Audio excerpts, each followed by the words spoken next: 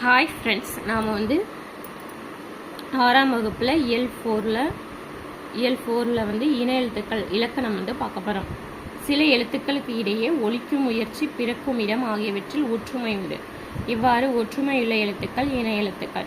இப்போ இதில் கூற்று காரணம் கேட்கலாம். கூற்று என்ன கொடுப்பாங்கன்னா, சில எழுத்துக்களுக்கு இடையே ஒலிக்கும் முயற்சி, பிறக்கும் இடம் ஆகியவற்றில் ஒற்றுமை உண்டு. காரணம், இவை ஒற்றுமையுள்ள எழுத்துக்கள் இன எழுத்துக்கள் எனப்படும்.